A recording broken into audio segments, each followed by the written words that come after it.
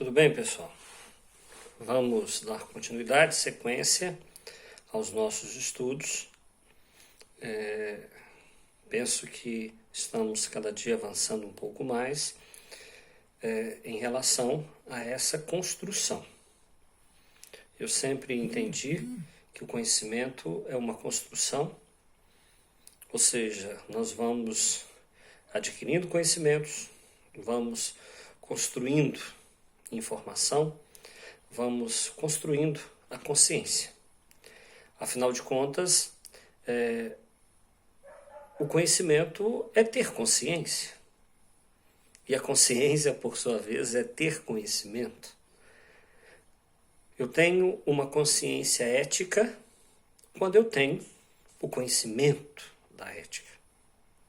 Quando eu sei quais são os parâmetros, quais são os padrões éticos que devem ser seguidos, que devem ser buscados por mim, por você. E, nesse sentido, também eu digo que a própria ética, isso nós já falamos muito, é uma construção contínua. É uma construção contínua. Vamos construindo a ética a partir das nossas reflexões, a partir das nossas indagações, a partir daquilo que porventura vier a causar um momento de profunda discussão, de profunda reflexão. Nesses momentos, nós repensamos o nosso comportamento, repensamos a nossa conduta. E todas as vezes que repensamos nossa conduta, nossos comportamentos, nós estamos construindo ética. E quando eu estou construindo ética, eu estou construindo a mim mesmo. Por isso, eu costumo dizer que a ética ela tem por objeto, por finalidade, a construção do eu. A construção do ser humano que sou eu, do ser humano que é você. E à medida que nós vamos colocando tijolinhos, à medida que nós vamos construindo a nós mesmos, aí nós vamos construindo o mundo. Aí nós vamos construindo uma sociedade.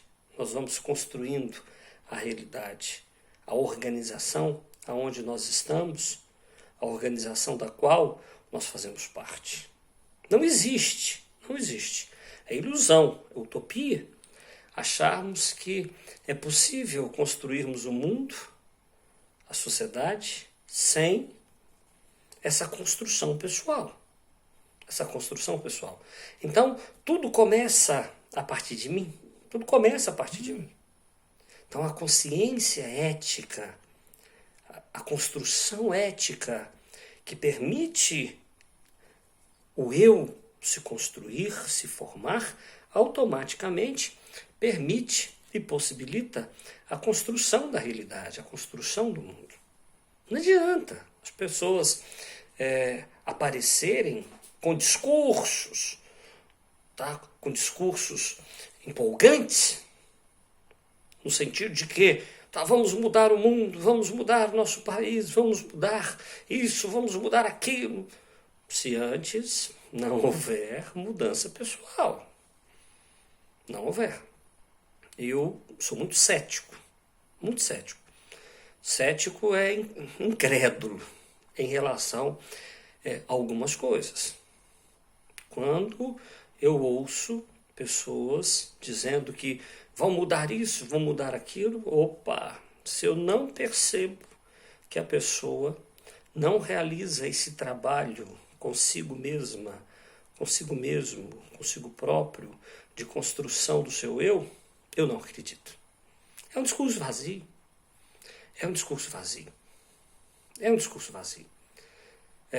E aí, nós precisamos nos preocupar com a construção do mundo, com a construção da realidade, das organizações das quais nós fazemos parte, nas quais nós atuamos, mas precisamos nos preocupar também conosco mesmo.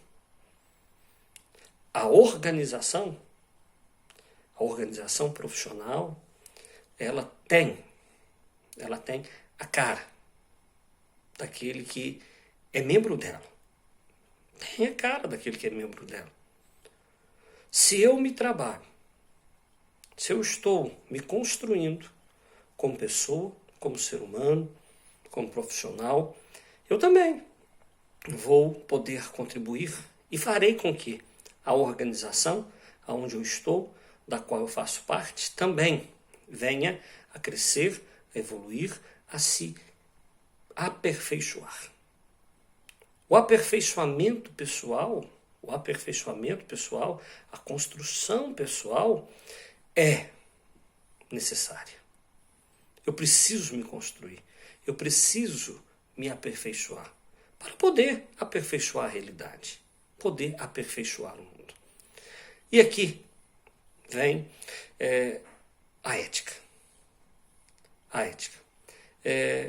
Eu diria que a maravilha da ética é me tornar, fazer de mim um ser humano melhor, uma pessoa melhor. Ou seja, fazer de mim um ser cada vez mais humano. Isso não significa que nós não podemos e não tenhamos que ser pessoas produtivas. Nós vivemos numa realidade, já falamos disso por diversas vezes, aonde é exigido de mim e de você produtividade. Agora, a produtividade não significa que nós vamos construir as coisas, vamos fazer as coisas de qualquer forma, de qualquer maneira, sem qualquer parâmetro ético. As organizações e o mundo precisam se humanizar. E irão se humanizar a partir do momento que eu e você nos propusermos a humanizar a nós mesmos. Fato de sermos humanos não significa que nós não precisamos desse processo de humanização. Precisamos. Veja quantas vezes que nós somos ríspidos, grosseiros, intolerantes, preconceituosos. Veja quantas vezes que nós, dentro das organizações, humilhamos as pessoas, maltratamos as pessoas, pisamos nas pessoas, agredimos as pessoas de diferentes formas, diferentes modos, diferentes maneiras. Então veja que eu preciso me humanizar. Eu preciso, a todo instante, a todo momento. E à medida que eu vou me humanizando, eu também vou humanizando a realidade.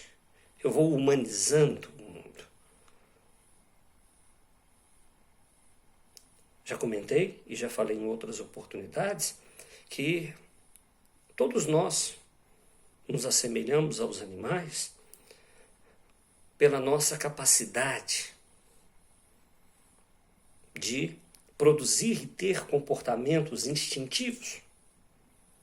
Os animais têm comportamentos instintivos, eu tenho, você tem. Agora, os animais, eles não humanizam. São até moldados. São até moldados por nós. Conseguimos fazer com que os animais tenham comportamentos que às vezes a gente fica até perplexos. Mas eles não podem se humanizar. Agora eu posso, você pode, as pessoas podem, o mundo pode e deve. E deve se humanizar.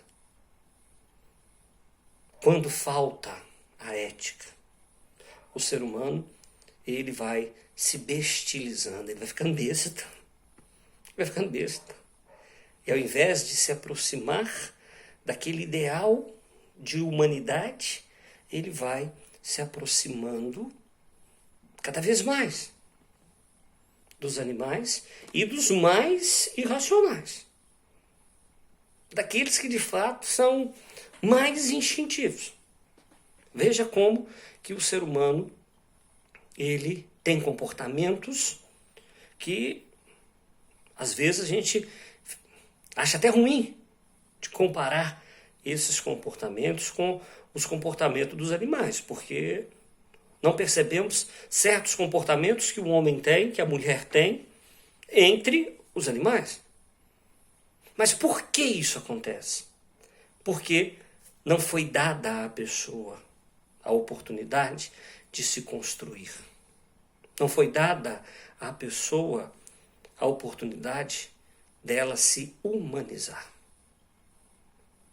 Então veja que nós precisamos nos colocar nessa trilha. Precisamos nos colocar nesse caminho de construção ética. E aí, eu volto a dizer que a maravilha da ética é o tornar-se pessoa. É o tornar-se plenamente humano. Plenamente humano. Nós precisamos entender que cada ser humano, cada nova geração ou cada geração precisa preocupar com a construção ética. Eu preciso vigiar os meus comportamentos, as minhas condutas, assim como a sociedade também. Ela precisa vigiar-se constantemente, a todo instante. As organizações precisam.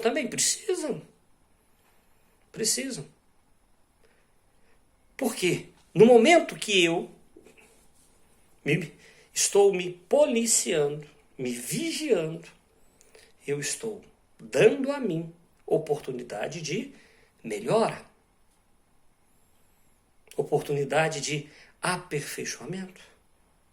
À medida que a sociedade se policia, se vigia, ela também está buscando o aperfeiçoamento, ela está buscando o crescimento, ela está buscando a evolução.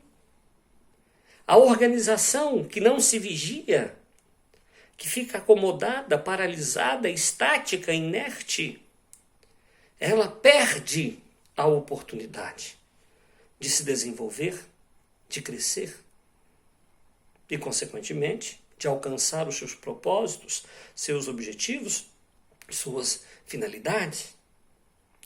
Assim como eu, você, as organizações, a sociedade, precisamos nos vigiar, precisamos nos empenhar, nos comprometer. Empenhar é isso, comprometer. Precisamos nos comprometer com a construção, da ética. Precisamos amadurecer. Eu preciso do amadurecimento pessoal para que eu possa ser um bom cidadão, para que eu possa ser um bom pai, para que eu possa ser um bom esposo, para que eu possa ser um bom filho, para que eu possa ser um bom empregado, um bom patrão. O amadurecimento, ele é inerente. Gosto muito dessa palavra. O que é inerente? Inerente é próprio. A partícula interior.